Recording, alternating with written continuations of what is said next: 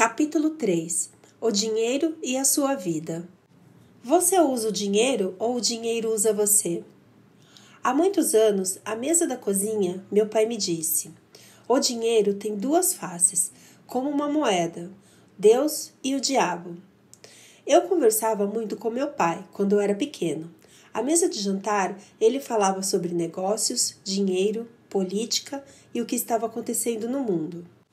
Mas o modo como ele falou naquele dia foi um tanto inquietante. Foi como se eu tivesse escutado algo que não tinha o direito de saber. Mesmo depois de adulto, sempre que eu leio jornal ou assisto televisão, consigo ver a que meu pai se referia. E sinto que pode haver algo sinistramente mágico no dinheiro. Parece que cada crime real ou na ficção gira em torno do dinheiro, de um modo ou de outro. Você provavelmente já ouviu falar de uma história sobre trabalhadores comuns, dedicados, que acabam atolados em dívidas por causa do vício em jogo. De algum modo, a situação sempre parece piorar, passando por desvio de dinheiro da empresa, suborno, fraude e às vezes até violência e assassinato. Como essas coisas podem acontecer só por causa do dinheiro? Isso nos dá a sensação que ele tem o poder estranho e perigoso de levar uma pessoa comum à insanidade. Os amigos e parentes dessa pessoa diriam: ele era um sujeito muito calmo, até que foi envolvido pelo dinheiro e a racionalidade sumiu. Talvez a racionalidade suma porque o dinheiro está conectado tão intimamente à nossa vida e ao modo como definimos nossos valores e a nós mesmos como pessoas. Qualquer um pode ser afetado por um estresse financeiro, semelhante do tipo que, aparentemente, causa uma espécie de insanidade temporária. Quem nunca perdeu de vista quem era e fez algo que consideraria maluquice em circunstâncias normais só por causa do dinheiro? Nem todo mundo roubaria ou machucaria alguém, mas não é incomum fazer coisas absurdas pelo dinheiro, como apegar-se a um trabalho infeliz, somente para pagar as contas, ou lisonjear clientes e colegas com palavras fingidas, visando garantir um fluxo de rendimento constante. Se você não perceber até que ponto o dinheiro influencia e controla o seu estilo de vida e suas decisões, não poderá se libertar dele. E só existem duas abordagens possíveis: usá-lo bem ou permitir que ele use você. Por que somos tão controlados pelo dinheiro? Encarando nosso passado.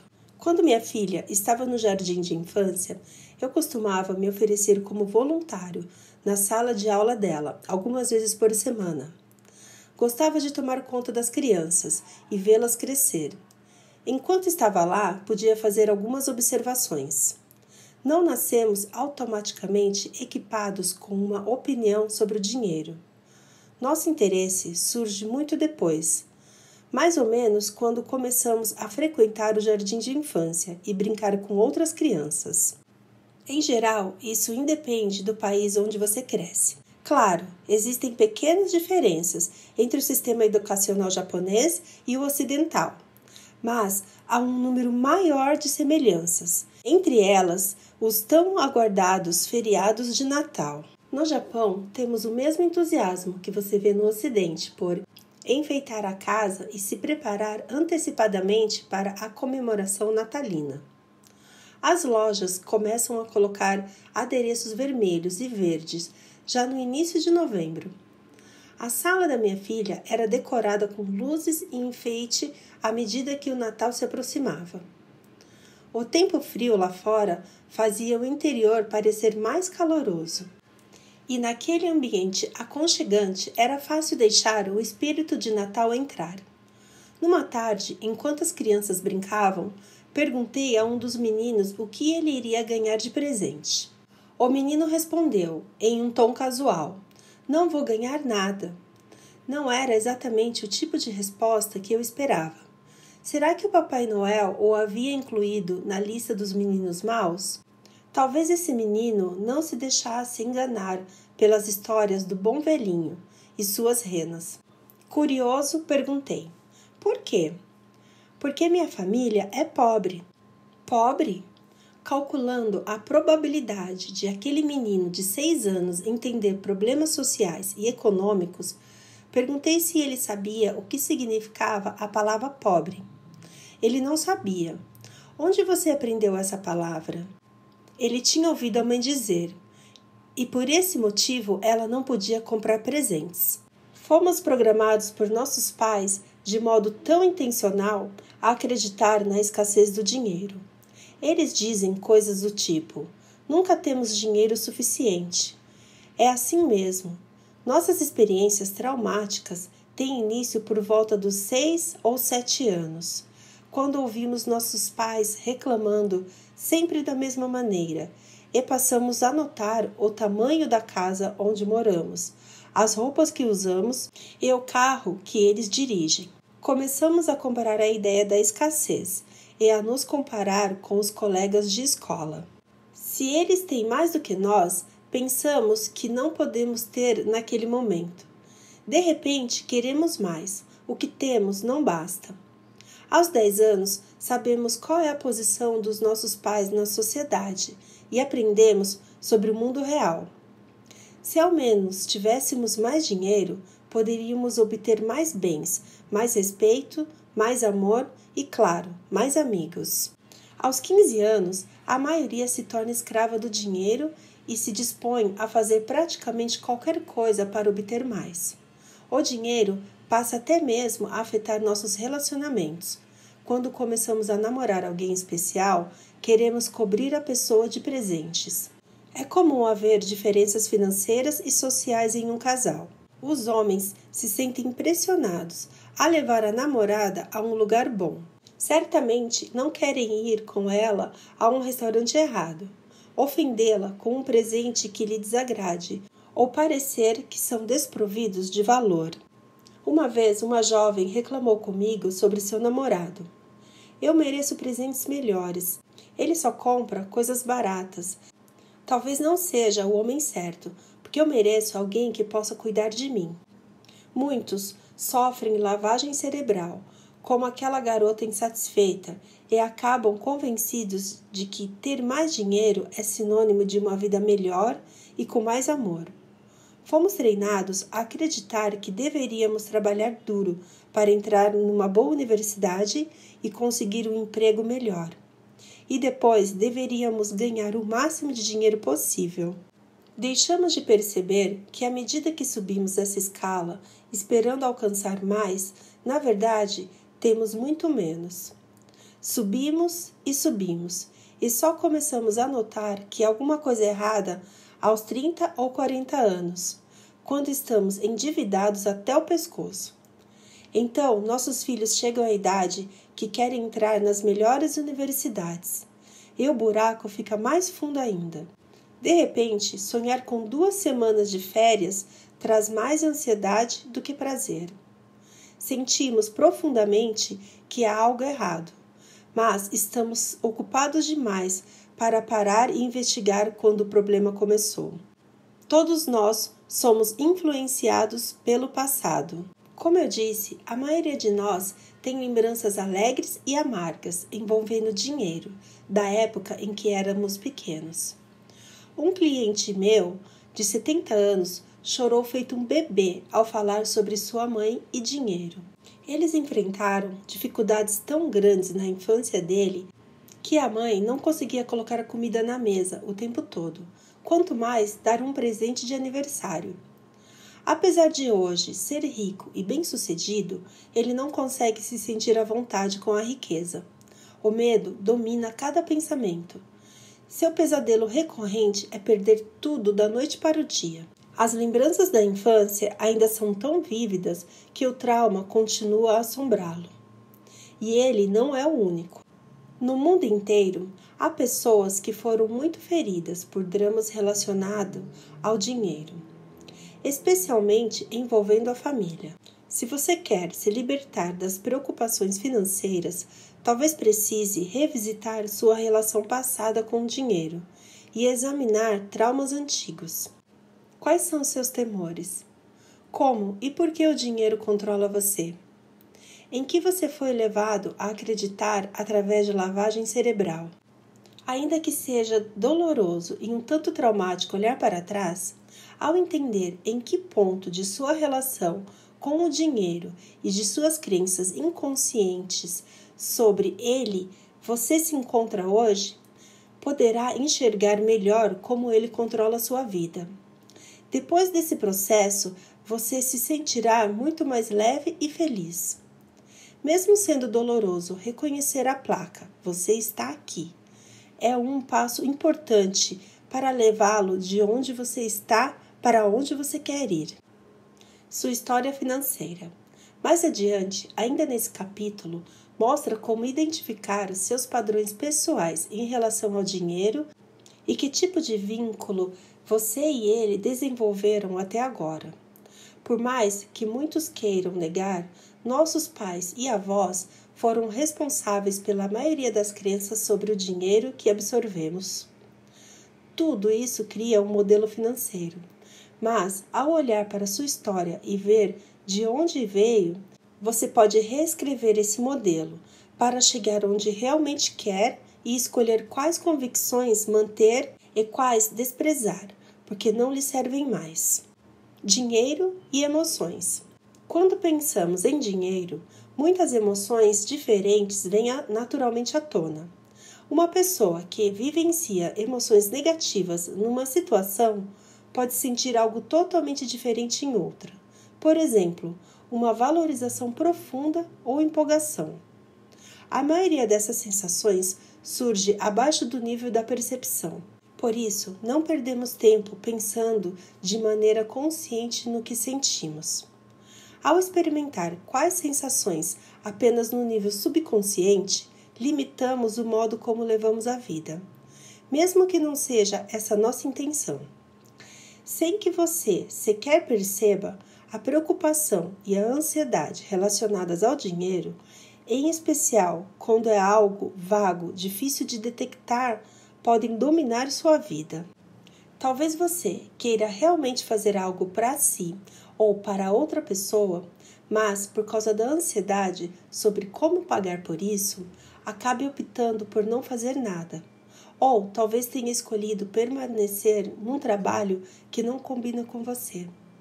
Talvez você tenha explosões descontroladas, fica chateado com gastos súbitos ou inesperados para os quais não estava preparado e critica o cônjuge por algo sem qualquer relação com as despesas. Esses são apenas alguns exemplos de como os nossos sentimentos a respeito do dinheiro podem nos afetar.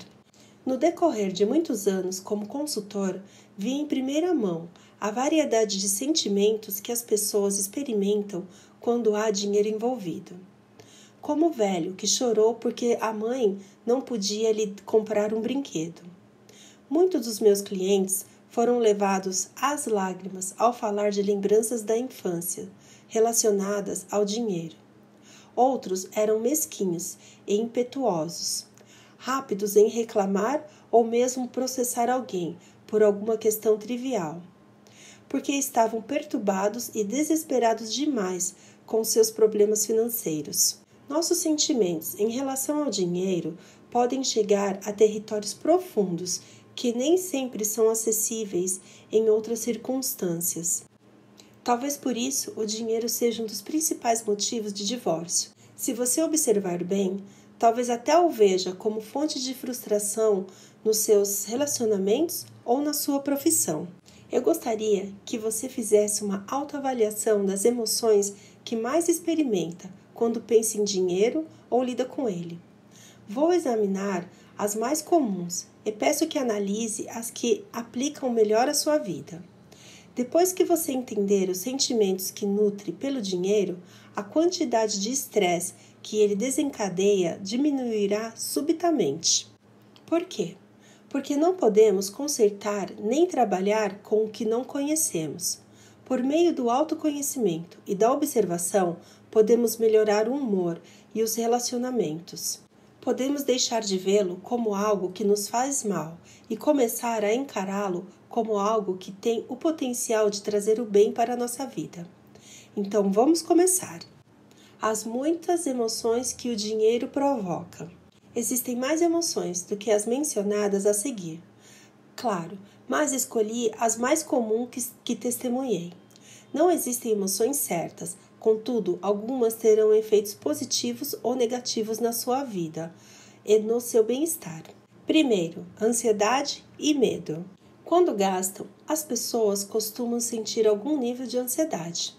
Enquanto pegam as cédulas ou o cartão de crédito para entregar ao funcionário do caixa, preocupam-se pensando se fizeram a escolha certa. Outra sensação comum é a preocupação com o que aconteceria se o dinheiro acabasse. Você viraria um sem-teto caso perdesse o emprego de repente? Algumas pessoas vivem de pagamento em pagamento, perguntando-se como vão chegar ao fim da semana. E se eu não puder alimentar meus filhos na semana que vem? O medo e a ansiedade em relação ao dinheiro dominam o cotidiano da maioria das pessoas. Por isso, tanta gente permanece em empregos horríveis, casas decrépitas, bairros ruins ou relacionamentos abusivos. Frequentemente, quem está de fora diz coisas do tipo: "Por que você continua aí?" Ou "Por que você aguenta isso?" A resposta curta é: por medo. Medo do desconhecido. Medo do que acontecerá se a pessoa mudar. Medo de não ter força ou condições de mudar. Ela dará uma desculpa. Não tenho dinheiro suficiente para fazer as mudanças necessárias. Por isso fica. Mas é importante lembrar que os temores que você experimenta em relação à vida e ao futuro não têm uma relação direta com o dinheiro. O que quero dizer com isso? Quero dizer que os temores relacionados ao dinheiro são resultados de outros temores inconscientes. Você não tem medo apenas de não ter dinheiro suficiente para se sustentar. Você tem medo do fracasso, de parecer medíocre aos olhos dos seus pais e dos seus entes queridos, ou da comunidade. Seus temores quanto a não ser digno, merecedor ou suficientemente bom podem se manifestar na sua relação com o dinheiro. Você pode pensar: se ao menos eu tivesse mais dinheiro, mereceria o amor de alguém. Se ao menos eu ganhasse mais, seria valorizado por meus colegas e amigos. Assim você se esforça para ganhar mais e mais. Enquanto isso, sua ansiedade em relação ao dinheiro cresce e cresce. A não ser que você pare e encare os temores internos e os pensamentos autolimitantes que tem a respeito de si mesmo. Não importa como tente lidar com seus problemas financeiros, o âmago da questão continuará intocado. Segundo, raiva e ressentimento. Não é difícil encontrar alguém que sinta raiva ou ressentimento em relação ao dinheiro. Quando não nos pagam o que foi prometido, sentimos raiva.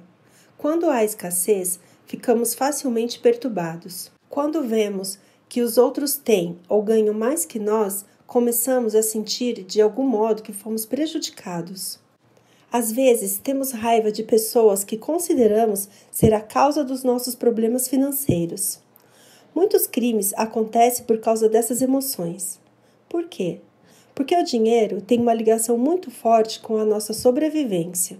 Com exceção de poucas tribos que restam na Terra, todos precisamos dele para trocar por comida, roupas, abrigo e cuidados com a saúde. Sem dinheiro, morremos. Nossos filhos morrem. Sim, o risco é alto. Assim, quando não ganhamos o que acreditamos merecer, ou o que era devido, ou nos consideramos roubados ou achamos que aproveitaram de nós, sentimos-nos ameaçados. E o que nosso cérebro faz quando pensa que há uma ameaça? Graças à amígdala, no cérebro temos um mecanismo de luta ou fuga que assume o controle para nos ajudar a sobreviver em situações de risco à vida. Ainda que alguns fujam nessas circunstâncias, a maioria luta. Ficamos com raiva, ficamos furiosos. Não é justo, eu quero meu dinheiro, agora. Mas a realidade é que a maioria não corre perigo imediato e real de morrer. Não há um urso nos perseguindo pela floresta, nem um tubarão nos atacando, ainda que a sensação possa ser essa, quando sentimos-nos em pânico por causa do dinheiro. Mesmo assim, entramos com tanta frequência no modo de luta ou fuga, lutando por essa ideia de sobrevivência, que não enxergamos um modo melhor de administrar nossas emoções. E no mundo moderno, a chave para a felicidade é reconhecer que não precisamos lutar o tempo todo. Não precisamos ficar com raiva ou ressentidos. Terceiro, tristeza e pesar. Quando lembramos da nossa infância, pensamos nos sonhos que tínhamos. Em seguida, olhamos para a nossa vida atual, que não parece combinar com as fantasias juvenis. É natural que nos sentimos um pouco desapontados e tristes. Quem nunca se sentiu assim? Um sonho que não se realizou pode partir o coração. E não lamentamos somente por nossas esperanças e nossos sonhos. Queremos dar aos nossos filhos e à nossa família, e quando não é possível por causa dos nossos recursos limitados, ficamos arrasados. Então olhamos o mundo cheio de tragédias, corrupção, guerra, morte e horrores sem sentidos, e pensamos: isso tudo é por causa do dinheiro. Nossa tristeza coletiva em relação à injustiça, à dor, ao sofrimento e às perdas pode ser debilitante se não for abordada. Quarto, ódio e desespero. Se alguém se aproveitou de você, talvez no primeiro momento você se sinta ultrajado. Porém, algum tempo depois, você começa a nutrir ódio por quem fez isso. Se percebe que a situação é irreversível. Você começa a introjetar esse ódio e ficar desesperado ou deprimido. Todos já vimos casais brigando durante um processo amargo de divórcio. Uma parte sempre se considera prejudicada, isolada ou explorada. A raiva que resultou de ser ameaçado ou prejudicado, de algum modo, se transforma em ódio. Algumas pessoas sentem ódio do ofensor. Outras internalizam esse ódio e ficam tão perdidas e deprimidas que não conseguem mudar a situação. Divórcios, demissões, cortes de salários, lucros reduzidos ou ameaça de perder a casa provocam esse tipo de reação. Você se lembra do homem que procurou meu pai pedindo ajuda? Ele estava desesperado, cheio de desprezo e ódio por si mesmo e acabou cometendo suicídio. Crimes violentos, suicídio, depressão e desespero impotente podem acontecer quando nossa raiva está concentrada em outra pessoa ou em nós mesmos. Quinto, superioridade e inferioridade. Eu diria que essas são as emoções primárias que nos impelem a comprar a maioria das coisas de que não precisamos. Você já comprou algo só para que o vendedor não o considerasse avarento? Já comprou um presente extravagante pelo qual não podia pagar só para impressionar? Todo mundo já adquiriu algo apenas para não passar por sovina ou pobre, ou para parecer melhor do que os outros. O mundo está cheio de grifes. Pagam mais caro para fazer propaganda de mercadorias caras para outras pessoas. Achamos que é um distintivo de honra gastar mais dinheiro em alguma coisa. Quem realmente precisa de uma mega mansão com 10 ou 12 quartos e uma garagem onde cabem 5 carros para uma família de 4 pessoas? Quem realmente precisa de 30 paletós ou 100 pares de sapatos de marcas famosas? A resposta, obviamente, é ninguém. Então, por que fazemos isso? Gastamos dinheiro para não nos sentirmos inferiores diante dos outros, ou para nos sentirmos superiores às pessoas ao nosso redor. É simples. Por isso, membros da classe média alta lutam constantemente para comprar marcas caras, com o objetivo de parecerem mais ricos do que são. Não querem se sentir inferiores aos amigos mais endinheirados e querem se sentir superiores às pessoas de classe média baixa com as quais estão tentando desesperadamente deixar de conviver. A não ser que curtam moda como um hobby ou apreciem como forma de arte. Os ricos de verdade não sentem necessidade de comprar marcas famosas só para parecer bem. Não precisam de grife para se posicionar. Warren Buffett, um dos homens mais ricos do mundo, mora na mesma casa que ele e a mulher compraram em 1958 por pouco mais de $31.000. Estima-se que o valor atual da casa seja apenas de 0,001% de sua riqueza. Muitos de nós vivem em casas que excedem de longe nossos meios de mantê-las, porque em geral nos importamos muito com o que os outros pensam e não com aquilo que realmente precisamos para levar uma vida feliz e confortável.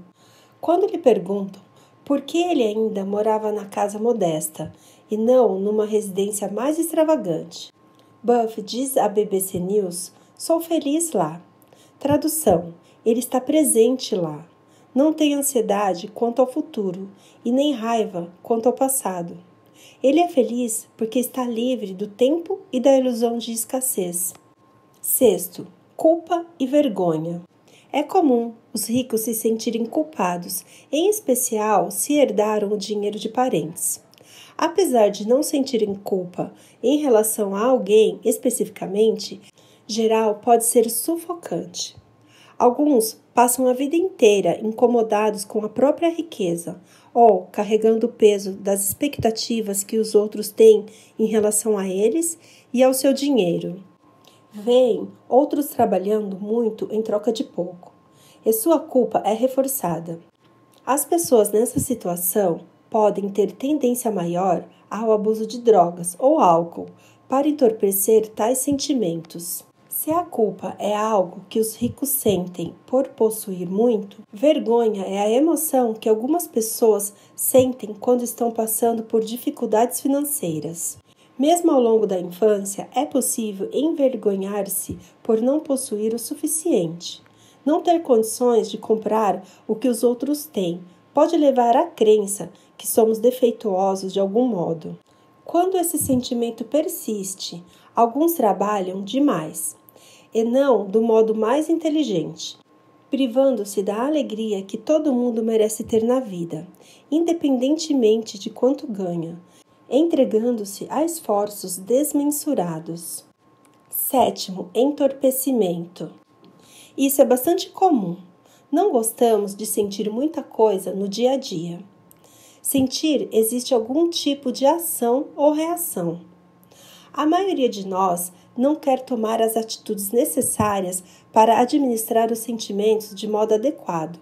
Então, nos entorpecemos ao máximo, seja com comida, álcool, drogas, televisão ou simplesmente desligando e agindo no piloto automático. Muitos de nós tentam entorpecer os sentimentos, em especial relacionados ao dinheiro. Como não queremos nos sentir afetados por ele, suprimimos os sentimentos verdadeiros, não importando se são de ansiedade ou empolgação. Eu me lembro de um experimento feito num programa de televisão com câmeras que registravam as expressões faciais de consumidores ao passar no caixa com suas mercadorias.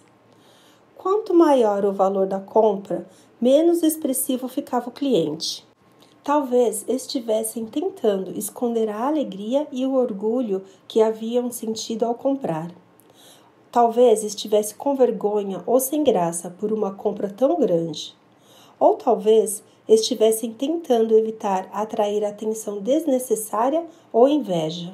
Dependendo da relação que tem com o dinheiro e do que o dinheiro significa para elas, as emoções das pessoas podem variar, mas fomos treinados a não demonstrar em público por medo do ridículo ou da inveja. O problema é que, na tentativa de suprimir e entorpecer as emoções para evitar chamar atenção, suprimimos também as emoções positivas. Oitavo, empolgação e alegria. Crianças podem demonstrar empolgação e alegria com mais liberdade do que os adultos. Basta ir ao playground mais próximo e observá-las brincando.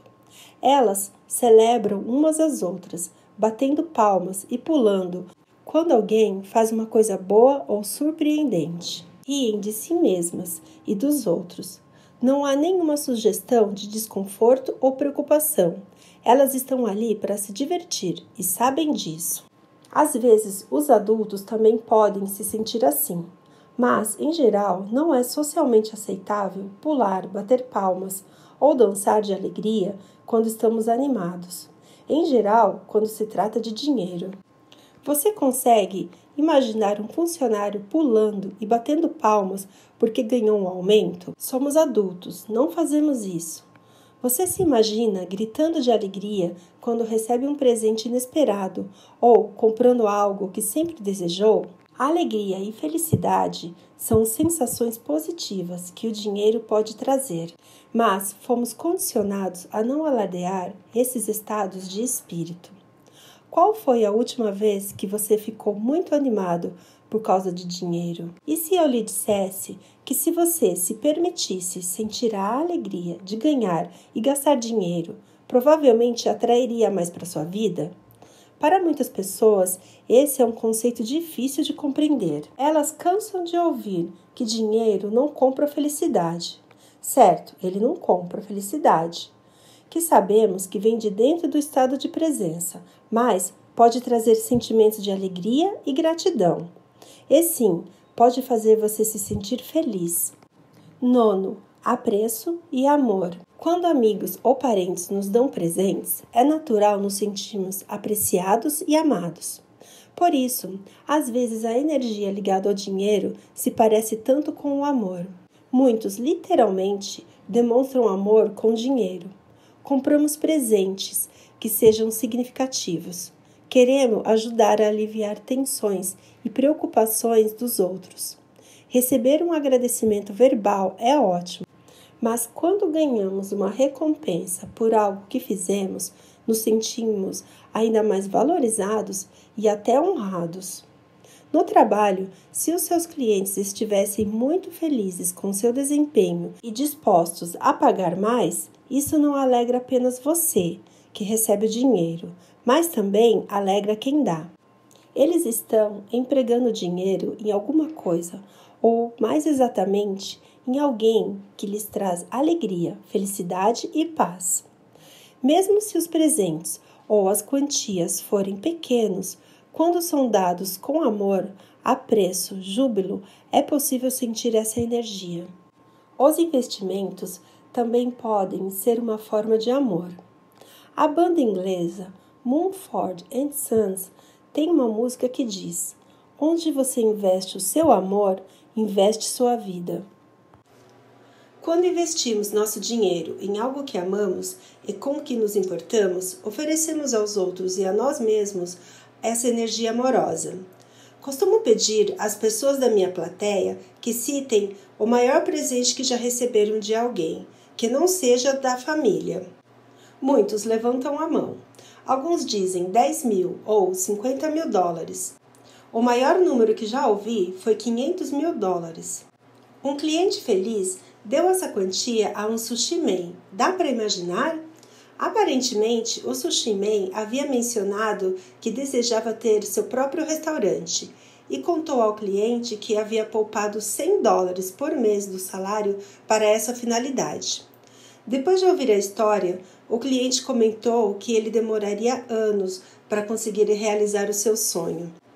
O sushi man explicou que, de fato, vinha poupando havia 10 anos e ainda não tinha o suficiente. O cliente respondeu que financiaria o restaurante ao longo de 2 anos. Mas o sushi man hesitou, dizendo: não tenho nada para dar como garantia. O cliente respondeu: tudo bem, estou impressionado com a sua atitude e quero contribuir. Gosto de você e do que você faz. Esse cliente colocou energia afetiva no dinheiro e investiu em alguém com quem ele se importava. Isso não somente fez com que o sushi man se sentisse querido, como ainda reforçou quanto ele amava o seu trabalho. 10. Felicidade. Todos nós ficamos felizes quando recebemos um bônus inesperado ou um dinheiro de surpresa. Pode ser um presente dos pais ou a restituição do imposto de renda. Simplesmente ficamos felizes. O que quero dizer com feliz? Quero dizer que podemos estar presentes, sem nos preocuparmos com o futuro e sem ansiedade pelo passado, porque sentimos que temos o suficiente por enquanto. Podemos soltar um suspiro de alívio. Também percebemos que com mais dinheiro temos mais opções. E se eu te dissesse que é possível se sentir feliz antes mesmo de o dinheiro chegar? E se eu olhasse para tudo que você tem e dissesse que é o suficiente? Se você acreditar que é suficiente, acreditar de verdade, garanto que sentirá feliz. Tão feliz que coisas surpreendentes podem acontecer. Não importa se você é o Warren Buffett ou se não tem um tostão furado. Se você achar que tem o suficiente, ficará feliz. Sim, é possível ter uma mentalidade e emoções felizes quando se trata de dinheiro. Isso vem de dentro, antes mesmo do dinheiro vir na sua direção. Se você também quer sentir isso, apenas se concentre nesse sentimento feliz, satisfeito. Acredite que você tem mais do que o suficiente e que, se precisar mais, isso virá de algum lugar. Por que é tão difícil ter uma relação feliz com o dinheiro? Para a maioria das pessoas, a resposta é porque o modo como elas o ganham e gastam não é saudável. Muitas pessoas ficam no emprego que detestam só pelo salário. A tensão só aumenta. O dinheiro vem impregnado de sofrimento. Sem perceber, estresse, dor ou irritação surgem sempre que elas usam ou pensam em dinheiro. Ainda que esses sentimentos se originem do emprego, os limites entre as duas coisas, trabalho e dinheiro, se confundem. Quando você se obriga a ganhar dinheiro no emprego que odeia, fica mais difícil deixá-lo ir embora, sem uma excelente razão. Você sente pressão para não desperdiçar. Na verdade, cada centavo gasto é motivo de irritação. Quando parece que o dinheiro entra com dificuldade, fica mais penoso gastar. Além disso, nossos pais nos ensinaram desde a infância que jamais devemos desperdiçar dinheiro. Essas lembranças aparecem silenciosamente na forma de estresse, dizendo para gastarmos somente o necessário. Isso nos leva a viver pensando em quanto ainda temos. E depois a nos atormentarmos para poupar ou ganhar mais. Mergulhamos numa grande confusão. Sempre que há dinheiro envolvido, tendemos a nos preocupar com a maneira de gastá-lo ou a nos arrepender por usá-lo de maneira errada. Ficamos frustrados ao ganhar dinheiro, empolgados ao gastar e, no fim, tensos, pensando se ele estará lá no futuro. Com o tempo, nos cansamos desse padrão e passamos a desejar um mundo sem dinheiro. Abre aspas, cuidado com o que você deseja. A lei da atração irá ajudá-lo a realizar esse sonho, pelo menos na sua conta bancária. Fecha aspas. E quantas pessoas felizes e prósperas das quais ouvimos falar? São como unicórnios. Alguém nos contou sobre elas, mas nunca as vimos. Pois eu garanto que elas existem e que sua relação com o dinheiro é completamente diferente em todos os sentidos. Elas ganham dinheiro fazendo o que lhes traz alegria, e essa alegria atrai mais alegria, traz diversão, empolgação e gratidão. Quando gastam, elas também sentem felicidade ou apreço. O estresse não faz parte da equação.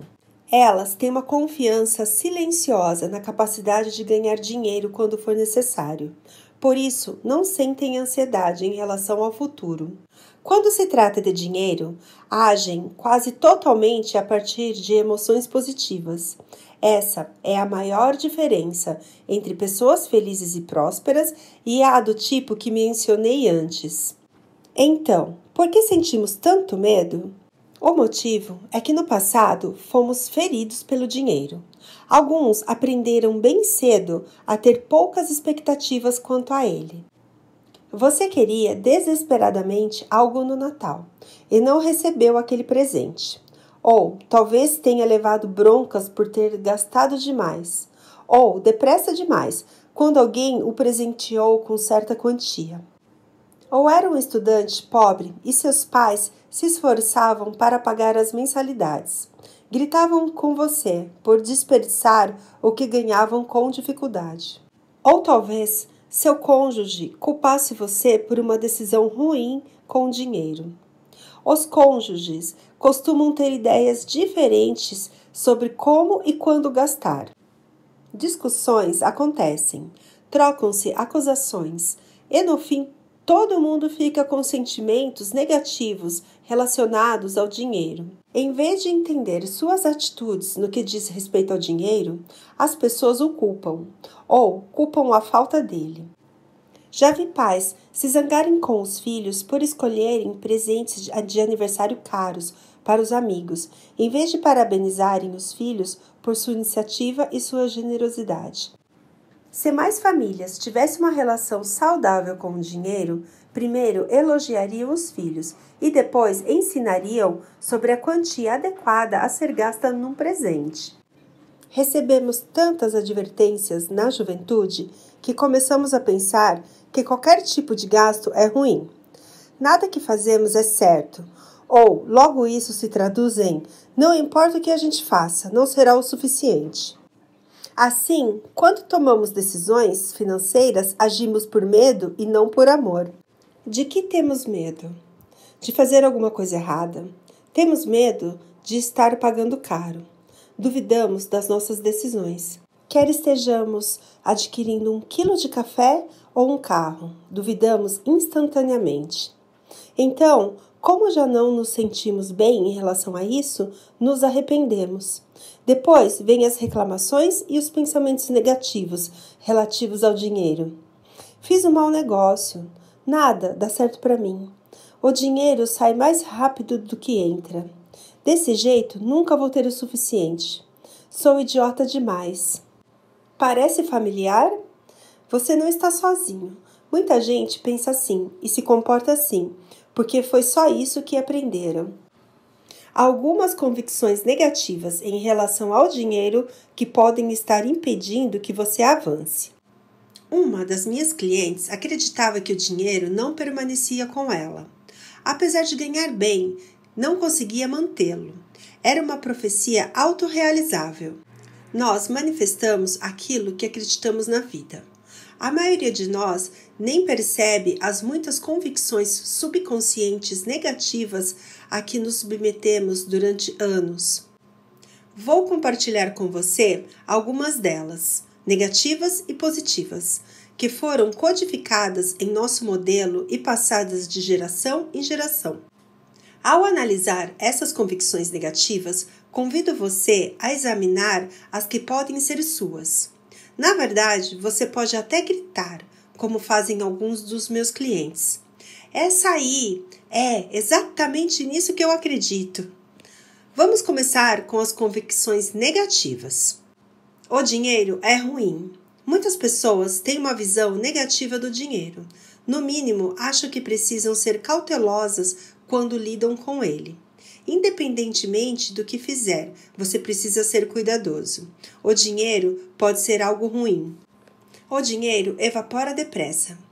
Quando você mais precisa do dinheiro, não consegue encontrá-lo. Ele desaparece num instante, logo depois de entrar na sua vida. Em japonês, chamamos isso de oashi, que significa pés. O dinheiro parece andar rapidamente para longe de você. Acho que todos nós identificamos um pouco com essa convicção. O dinheiro machuca as pessoas. Essa também é uma crença comum. O dinheiro, no sentido literal, não pode machucar ninguém, mas podemos nos sentir machucados porque o dinheiro leva alguma dor. Às vezes, ele baixa a nossa autoestima, ou, olhando para trás, pode ter causado problemas de relacionamento no passado. Há quem use o dinheiro como arma para atacar os outros ou comprar coisas que podem fazer mal às pessoas. O dinheiro é assustador. Quando pensamos que o dinheiro pode realizar qualquer coisa, ele parece maior do que é. Sabemos que podemos nos machucar com o dinheiro, por isso começamos a sentir medo dele. Temos medo de muitas coisas, mas o dinheiro em si não é assustador. Dinheiro cria problemas. Se você tem lembranças ruins relacionadas ao dinheiro, pode se sentir assim. Mas ele por si não cria problemas. Nós é que criamos quando quebramos promessas ou contratos. Retemos dinheiro por cobiça, deixamos de fazer pagamentos ou não usamos de modo honesto. Dinheiro atrai inveja. Temos medo de atrair atenção negativa de modo geral. Ter muito dinheiro pode provocar isso. Assim, é compreensível que você hesite em ter muito dinheiro por esse motivo. E aqui vão algumas convicções positivas acerca do dinheiro. O dinheiro ajuda as pessoas. Claro, permite que elas se sustentem, aprendam coisas novas e lhes dá segurança, além de suprir as necessidades do dia a dia. O dinheiro deixa as pessoas felizes. Como mencionei anteriormente, quando é dado ou recebido com energia feliz, o dinheiro também provoca emoções positivas. Você pode se sentir bem em relação a ele, mesmo tendo pouco. O dinheiro ajuda a realizar sonhos. Essa também é boa. As pessoas têm sonhos e às vezes o dinheiro ajuda a financiá-los. Podem ser caros, como uma viagem a Marte, ou custar muito pouco. O dinheiro une as pessoas. Se você gastar com sabedoria, poderá construir relacionamentos melhores. Por exemplo, você pode usar o dinheiro para planejar uma viagem em família, que deixará lembranças felizes para a vida inteira. Pode planejar situações divertidas que o aproximem de sua família e dos seus amigos. Às vezes, uso meu dinheiro para pagar um almoço a jovens estudantes. Convido uns 20 ou 30 de uma vez e nós conversamos e rimos muito. O dinheiro aquece o coração das pessoas. Você pode mandar flores para um amigo doente. Pode doar dinheiro para instituições de caridade. Anos atrás, um orfanato no Japão recebeu uma doação anônima de mochilas escolares. A pessoa que mandou o presente se identificou como Máscara do Tigre, que é o nome de um famoso personagem de desenho animado no meu país. Depois que a doação foi divulgada pelas redes de televisão, centenas de ofertas semelhantes começaram a chegar, não somente em orfanatos, mas também em asilos de idosos e outras instituições que precisavam de apoio. Esse movimento inspirou muita gente e uniu as pessoas em torno de um sentimento caloroso. Sua história financeira. Sua história financeira é como você conviveu com o dinheiro, desde pequeno. Como tem sido essa relação? É uma relação feliz ou é marcada pela frustração? Quando você pensa no passado, isso lhes provoca sensações boas ou o deixa tenso?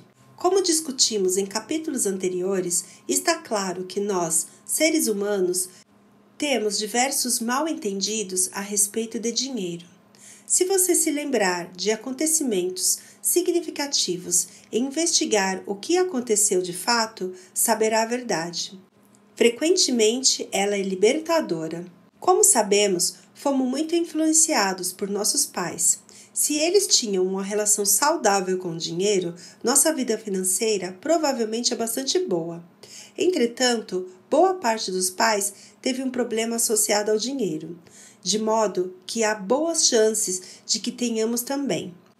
Você não precisará escavar muito fundo para lembrar de brigas em família por causa de dinheiro. Provavelmente as memórias ainda estão frescas e parece acompanhá-lo por algum motivo. Talvez tenha visto sua mãe e seu pai incomodados um com o outro, ou com você e seus irmãos. Seus pais podem ter discutido sobre gastar demais ou ganhar pouco, ou talvez se culparem mutuamente ou aos filhos, pelo fato de jamais terem o suficiente. A culpa era sempre de alguém. Independentemente do motivo das brigas, lembrá-las tem o poder de trazer à tona até mesmo os sentimentos mais reprimidos. Se você foi criado apenas por um dos pais, talvez eles não discutissem, mas podem ter depositado em você ou nos outros filhos a angústia que sentiam. Se os pais chegavam a atitudes físicas violentas ou, no mínimo, eram ruidosos e agressivos quando discutiam, Você também pode se tornar agressivo com as pessoas por causa de dinheiro, mesmo que goste profundamente delas. A maioria de nós tem lembranças negativas envolvendo dinheiro, mas até quem teve a pior infância pode lembrar de alguns momentos bons.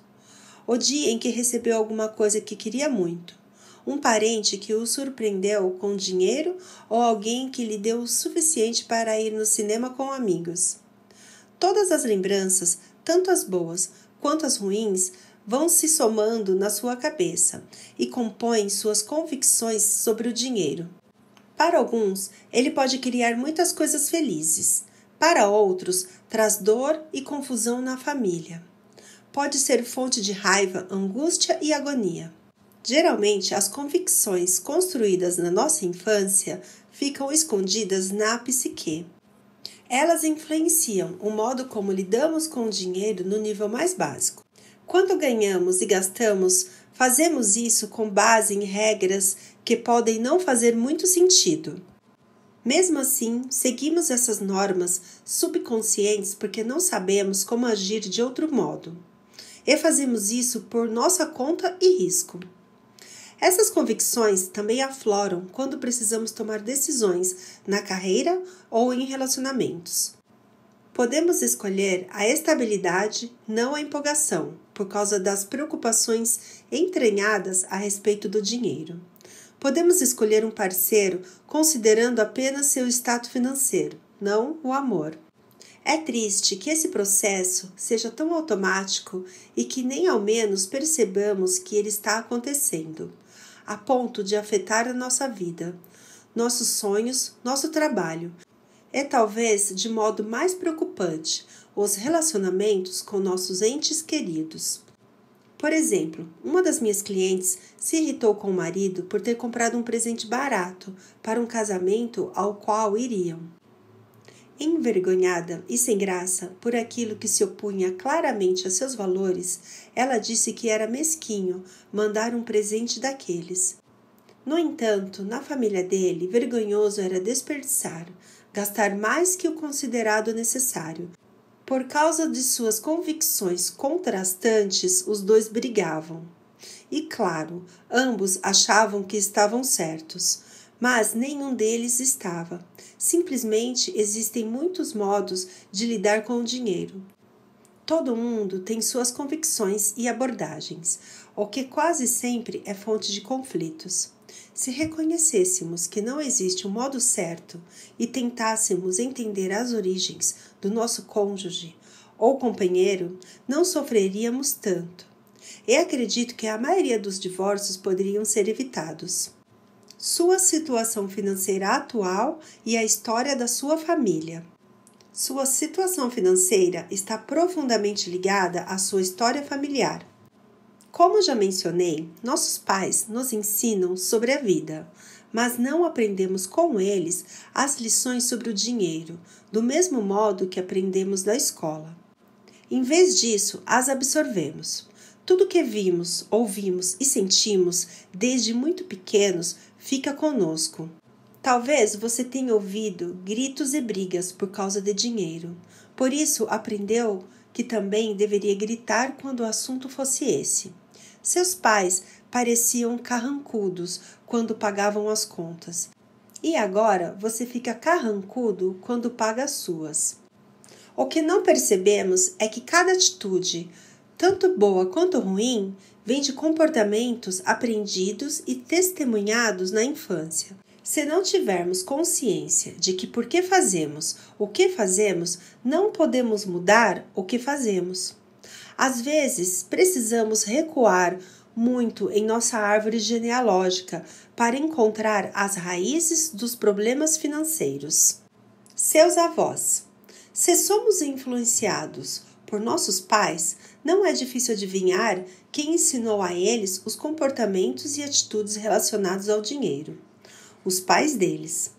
Se você quer mesmo entender as complexidades da sua relação com o dinheiro, meu conselho é procurar seus avós paternos e maternos.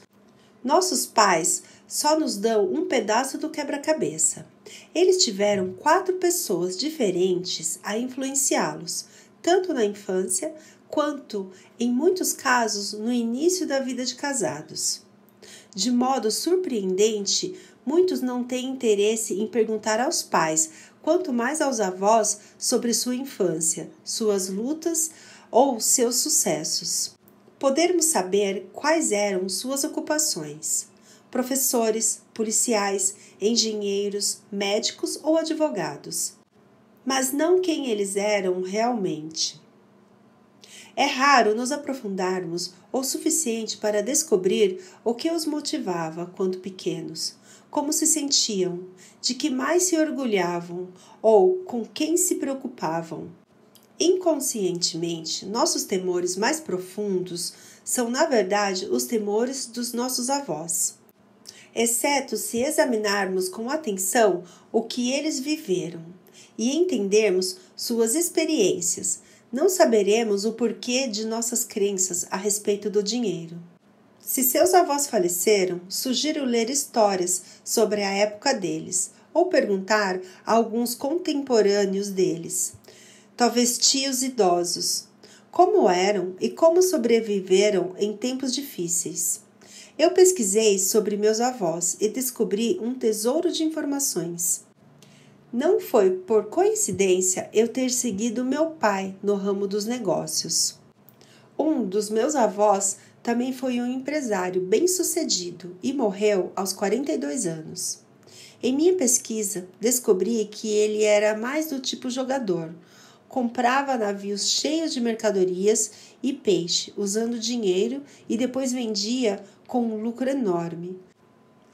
Ainda que ganhasse dinheiro desse modo, seu filho, meu pai, queria ser visto como um empresário racional e conquistar o respeito de seus pares. Por isso, entrou no ramo de contabilidade e finanças. Boa parte da personalidade do meu pai e de forma como se relacionou com o dinheiro faz mais sentido à luz dessa informação sobre o passado do meu avô. Poucas vezes percebemos essas conexões, e chegar a um acordo sobre isso pode ser transformador. Se sabemos por que pensamos como pensamos sobre o dinheiro, podemos começar um processo de cura e mudança. Seus irmãos e amigos próximos. Os pais e os avós não são os únicos com impacto sobre o modo como enxergamos inconscientemente o mundo. Nossos irmãos, amigos e o círculo maior de conhecidos também influenciam nossos comportamentos e convicções. Tive um colega de escola que me ensinou o mau hábito de comprar besteiras para comer depois da aula. Ele era um tanto rebelde. Comprar comida na saída da escola sem permissão dos nossos pais era rigidamente proibido. Por causa disso, era mais divertido ainda. Eu não pensaria sozinho em fazer isso, mas os amigos podem ter uma influência poderosa sobre o que consideramos legal, engraçado ou digno do nosso tempo e do nosso dinheiro. Durante esses anos de formação, observamos os outros e adquirimos alguns hábitos deles e os incorporamos aos nossos. Chegamos à idade adulta carregando um punhado de convicções, comportamentos e atitudes equivocados relativo ao dinheiro. E temos pouca percepção de quanto controlamos tudo isso. Não percebemos quanto mal nos foi feito, e a não ser que procuremos maneiras de curá-lo, permanecemos na confusão, e nossas finanças também. Cicatrizes esquecidas, lembrando seus sentimentos de mágoa. É incrível como costumamos esquecer o que aconteceu quando éramos pequenos. Muitas crianças que sofreram abusos acham que tiveram infâncias ótimas. Muitas vezes as famílias fazem lavagem cerebral nos filhos, dizendo coisas do tipo: "Ah, você teve uma infância fácil", ou "Você teve uma infância muito boa", ou ainda, "Na época, nossa família era maravilhosa". Algumas compram a mentira coletivamente.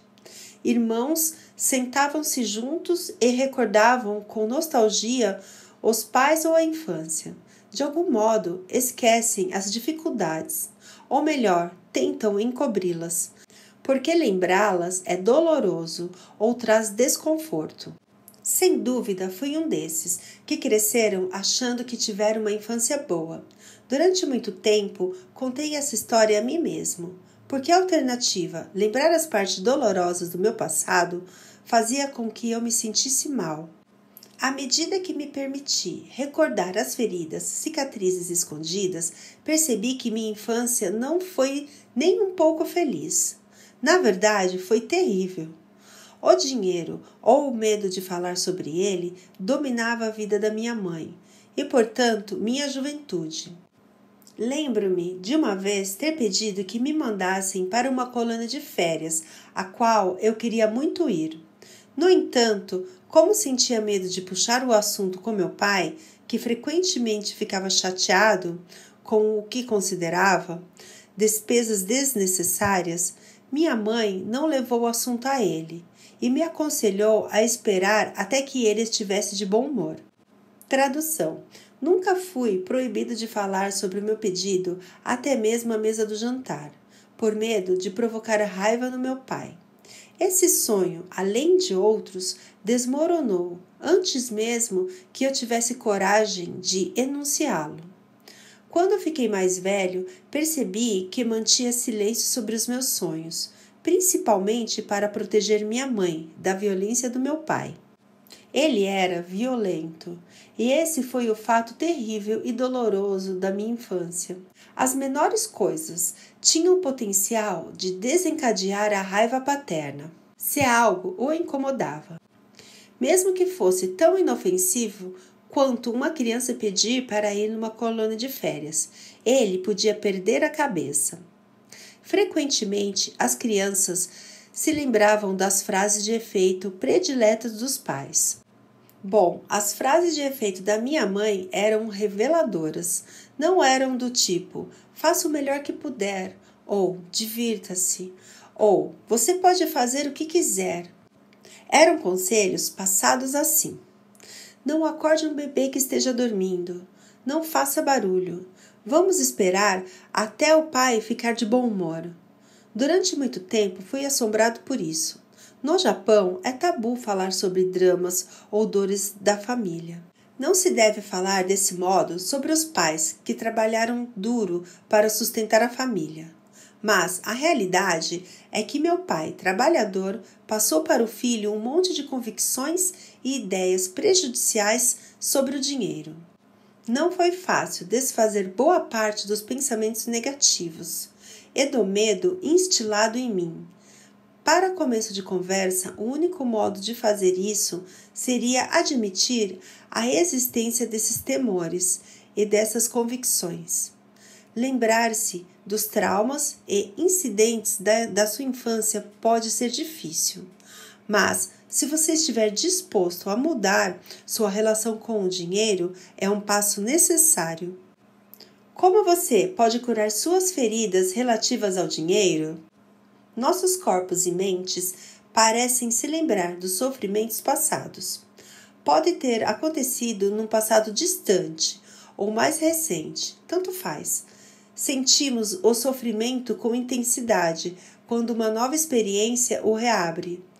Não importa quantas cicatrizes mentais carreguemos quando alguém ameaça tomar algo que possuímos ou desejamos. Como o dinheiro, reagimos como na infância. Sofremos muito e sentimos desvalorizados ou sem merecimento. Por algum motivo, equiparamos instintivamente nosso valor à nossa capacidade de conquistar coisas. Se recebemos notas boas, elogios ou até mesmo presentes, nossa presença neste planeta parece ser validada. Se as notas boas, os elogios ou os presentes são negados de algum modo, encaramos isso como algo pessoal. Alguma coisa deve estar errada conosco, terrivelmente errada. Então olhamos para fora e nos comparamos com os outros. Fulano ganhou o presente que queríamos. Cicrano conseguiu o prêmio pelo seu desempenho. De algum modo, essas pessoas são mais valiosas, melhores e mais merecedoras. Muito cedo aprendemos que quem nós somos e nosso valor inerente como seres humanos estão profundamente ligados ao que podemos alcançar ou obter. À medida que crescemos, as mesmas regras se aplicam. Se recebemos uma promoção, um aumento ou somos cobertos de presentes e elogios, nosso valor como seres humanos se confirma. Na realidade, sabemos que não existe relação entre nossa situação financeira e nosso valor inerente como seres humanos. Mesmo assim, as pessoas acreditam nisso porque é o que aprenderam ao longo da vida. Um modo de curar as feridas financeiras do passado é aceitar que você aprendeu não é culpa nem sua e nem dos seus pais. Eles aprenderam com os pais deles, que aprenderam com os deles. Coletivamente, como sociedade, todos nós compartilhamos alguma responsabilidade por perpetuar essas convicções. Nós as declaramos com frequência e regularidade. Assim, quando as pessoas não têm dinheiro, não podem doar ou fazer o que querem, porque não têm o suficiente, sentem-se desvalorizadas e impotentes. O que fazem as pessoas que se sentem impotentes e desvalorizadas? Gritam, berram, descontam nos filhos. Pare um momento e tente voltar no tempo. Lembre-se de uma ocasião em que ouviu seus pais gritarem com você por causa de dinheiro. Ou lhe disseram que você não podia fazer algo muito desejado porque eles não podiam pagar. Talvez você veja a si mesmo chorando porque precisou abrir mão de algum sonho de toda a vida, fazer faculdade ou viajar para fora do país. É aí que acontece a cura. E a cura resulta de entender e perdoar. Quero que você retorne àquela lembrança e observe sua mãe ou seu pai naquele momento. Eles parecem sentir tanta dor quanto você? A raiva ou a postura deles desmente o medo e a necessidade que sentem? Ou talvez esteja mascarando o desapontamento deles mesmo por terem decepcionado você? Você sente pena deles? Tem alguma compaixão por eles ou entende agora que estavam fazendo o melhor que podiam, que eles também tinham feridas profundas referentes ao dinheiro? Quando você tenta entender, pode sentir empatia e, em última instância, é capaz de perdoar e ir em frente. E de modo mais poderoso, você também pode se perdoar por não ter noção das coisas no passado e dar os passos necessários para avançar no futuro, criando um futuro melhor a partir da apreciação do passado. No Japão, temos o costume de agradecer regularmente aos nossos ancestrais. A ideia é que, ao tomar consciência de todo o trabalho feito antes da sua existência, é mais provável que você se sinta grato pelo que possui. Além disso, ligando-se ao seu passado, você pode ver a grande rede de energia que tornou a sua vida possível hoje. Muitas pessoas não fazem ideia de quantas dificuldades foram superadas para chegar ao ponto que estão hoje. Quando você consegue se enxergar no vasto contínuo, no passado e no futuro, tem mais probabilidade de se comportar e agir com responsabilidade pelas gerações futuras. Além disso, fica mais consciente do contínuo no presente, de que suas ações não somente o afetam, mas afetam todos ao redor. Tem consciência também de que tudo o que possui vem de uma vasta rede de seres humanos e de sua energia coletiva. Quando se come uma folha de alface, por exemplo, você se dá conta de que ela foi oferecida por alguém.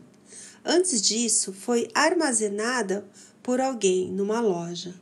Antes ainda, foi transportada por alguém num caminhão. E lá atrás foi plantada, cultivada e colhida por outra pessoa. Ao perceber que você é apenas uma parte de uma longa e vasta cadeia de humanidade, é fácil sentir-se agradecido e cultivar a plenitude.